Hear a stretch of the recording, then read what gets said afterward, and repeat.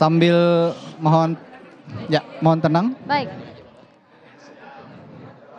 Ya, mohon tenang para pendukung. Kita akan mulai sesi konferensi persnya. Silakan rekan-rekan media, 3 penanya terlebih dahulu. Silakan. Gantian ya, Mbak dulu, silakan. Ya, sebutkan nama dan medianya. Silakan. Mas Pram dan Bang Dul, perkenalkan nama saya Siti Nurhaliza dari kantor Berita Antara. Yang mau saya tanyakan tadi kan terkait 300 miliar untuk UM di Jakarta, itu tuh nantinya bakal difokuskan di bidang apa? Terus nantinya ketika Mas Pram dan Bang Dul menang, itu upayanya menurut Mas Pram dan Bang Dul seperti apa sih untuk meningkatkan penggunaan produk dalam negeri?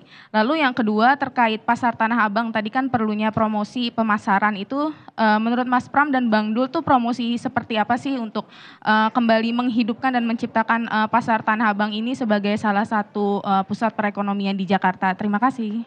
Yang pertama saya ingin jawab mengenai 300 miliar rupiah. Nanti akan kami konsentrasikan kalau memang saya dan Bang Dul menjadi gubernur dan wakil gubernur, terutama untuk UMKM. Dan UMKM penggerak utamanya adalah kaum perempuan. Karena kami tahu sekarang ini yang jadi persoalan di Jakarta, salah satunya adalah UMKM yang digerakkan, diinisiasi oleh para perempuan. Dengan demikian UMKM-nya itu untuk menengah ke bawah. Yang kedua untuk Tanah Abang. Jadi saya sudah ke Tanah Abang dan saya melihat persoalan utama di Tanah Abang selain lawan dari online yang begitu luar biasa adalah fasilitas tempat dan sebagainya memang perlu dibantu oleh pemerintah Jakarta. Promosi dan sebagainya. Sehingga dengan demikian kalau itu dilakukan kami yakin dengan kondisi ekonomi yang sekarang ini memang sedang menghadapi tekanan, maka pasar Tanah Abang sebagai pusat grosir terbesar Asia Tenggara pasti akan bisa dibangkitkan kembali. Sehingga dengan semangat itu kami meyakini bahwa promosi itu menjadi penting seperti hal-hal yang juga diusulkan oleh calon yang lainnya. Oke, berikutnya. Yang di belakang. Mas yang di belakang dulu, gantian. Di belakang. Di belakang, ya. Sebutkan nama dan medianya, Mas. Saya Pandi dari Pos Kota. Bang Dul dan Mas Pram izin masih berkaitan dengan pasar. Ini banyak keluhan dari masyarakat khususnya pedagang tradisional ya. Yang mengeluhkan sekarang ini pasar tradisional itu sepi. Karena banyaknya menjamunya pasar modern.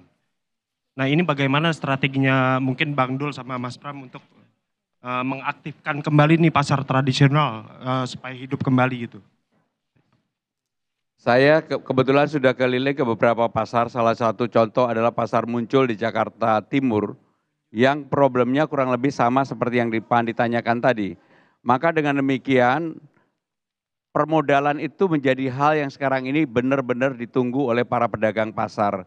Ada bantuan dan mereka sebenarnya sangat rajin untuk membayar modal yang diberikan oleh siapapun, termasuk KUR dan sebagainya.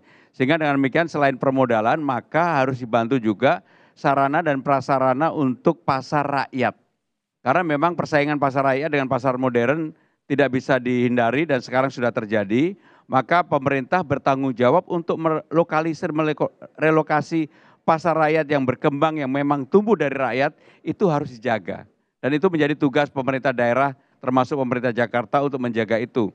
Karena kalau dibiarkan persaingannya apalagi dengan yang besar-besar, pasti pasar rakyat ini akan kalah, pedagangnya akan kalah. Untuk itu harus ada perlindungan terhadap mereka dalam kondisi persaingan yang seperti ini. Baik, silakan pertanyaan berikutnya. Mau nanya? Ya. Silakan. Tambahan atau gimana? Ya, silakan Mbak. Silakan Mbak, silakan. Untuk Bang Dul tadi ada salah satu jurus menekan inflasi di Jakarta adalah membangun hunian TOD. Nah, padahal sebenarnya di Jakarta sudah banyak hunian TOD. Namun sayangnya tidak bisa dijangkau oleh masyarakat, terutama di wilayah Jakarta sendiri karena daya beli, kemampuan belinya sangat rendah karena harganya mahal sekali. Jurus yang sangat spesifik yang akan Bang Dul terapkan nanti kalau terpilih apa sih untuk supaya masyarakat bisa mengakses hunian TOD itu? Oke, memang Jakarta ini tidak bisa cara lain kecuali vertikal. Itu dulu konsep awal. Kalau kita paksakan dengan bangunan tapak, Jakarta nggak akan pernah menyelesaikan problematik tentang hunian. Nah memang tapak ini kan banyak jenis. Ada rusunawa, ada rusunami. Kalau kita naikin lagi ada kondominium, naik lagi ada apartemen. Itu beda-beda Mbak. Nah tentu harus kita ciptakan adalah segmen mana harus kita ciptakan. Nah tentu pemerintah daerah harus fokus kepada segmen memang sanggup untuk membeli hunian ini. Nah, jadi itulah pendekatan kami bahwa kita akan melakukan banyak sekali pembangunan di daerah yang urban. Karena apa? Kita akan menggunakan fasilitas atau lahan-lahan yang memang milik Pemda. Misalnya tadi dikatakan kecamatan, kelurahan, kita bangun ke atas. Nah, itu di bawahnya kantor kecamatan, kemudian lantai 2-3-nya bisa menjadi pasar, atasnya baru pemukiman. Nah, jadi itulah salah satu solusi, memang bukan satu-satunya solusi, tapi harus dimulai. Kalau tidak, kita akan segera akan begini-begini saja. Mungkin itu. Baik, Pak Pram, ada yang mau ditambahkan? Silakan. Baik, saya ingin menyampaikan mungkin sebelum ada pertanyaan lagi. Jadi saya dan Bang Dul membuka yang disebut dengan jaring asmara. Aspirasi masyarakat ini sudah kami edarkan ke masyarakat dan alhamdulillah responnya luar biasa. Sekarang yang sudah mengisi itu lebih dari 11.000. Sehingga dengan demikian inilah yang menjadi apa yang kami ketahui dari masyarakat yang kita sebut belanja masalah. Selain secara langsung saya lebih dari 125 titik dan Bang Dul juga pasti lebih. Maka kami juga menerima aspirasi masyarakat yang ini adalah kami sehingga bisa mengetahui potret apa yang real yang menjadi keinginan masyarakat saat ini. Oke, satu pertanyaan terakhir silakan. Edi, Teman-teman yang di pojok boleh, silakan. Silakan. Saya? Mike. Mbak yang baju biru. Mbak yang di pojok, silakan Yang pakai baju jilbab. biru. Ya. Oke. Nama dan medianya Mbak, silakan. Selamat malam, Mas Pram dan Bang Dul. Tadi kan di dalam debat, saya Jen Cahyani dari iNews TV mau tanya, tadi kan di dalam debat sempat menyinggung ya Disneyland kepada paslon nomor 1 ya. Nah, ini menurut Mas Pram dan Bang Dul sendiri, mungkin objek wisata atau tempat wisata seperti apa, bagaimana dan di manakah yang cocok untuk di Jakarta untuk meningkatkan ekonomi atau UMKM ini? Terima kasih. Jadi saya percaya yang existing atau yang ada, baik itu Ancol, Taman Mini, Ragunan, Monas, dan museum-museum yang ada di Jakarta, sebenarnya bisa tetap menjadi ikon baru untuk warga dari manapun, baik dalam dan luar negeri, untuk ketika berkunjung di Jakarta, mereka bisa melihat itu. Termasuk sekarang kan sudah dikembangkan juga di beberapa tempat swasta, PIX misalnya. Sehingga dengan demikian saya bertanya bukan apa-apa, karena memang beliau menyampaikan baik itu ketika tahun 1918 maupun sekarang, sehingga kalau itu imajinasi, saya sangat menghormati imajinasi ya. Sehingga saya tidak mau membantah urusan hal itu. Demikian, makasih. Saya mungkin Pak tambahin Rano, saja sedikit. Kemarin saya baru saja mampir ke 2 pulau di gugusan Pulau Seribu. Yang pertama adalah Pulau Bidadari, yang kedua adalah Untung Jawa. Nah, kebetulan nih teman-teman saya yang dari Pulau Seribu nih 2 hadir di sini. Saya sengaja berangkat dari Muara Kamal.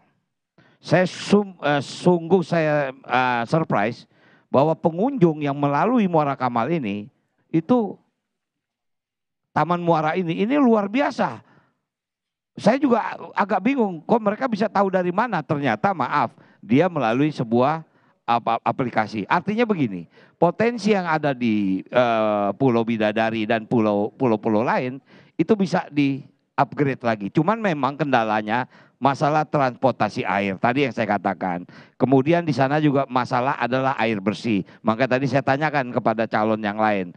Nah, artinya tentu menjadi pelajaran kita bahwa Jakarta selain memang punya tempat wisata, tapi kita akan mengeksplor Pulau Seribu menjadi daerah wisata. Bukan wisata yang baru, tapi kita harus lakukan revitalisasi. Mungkin itu. Terima kasih. Yang terakhir dari saya dan Bang Dul tetap berkeinginan politiknya riang gembira.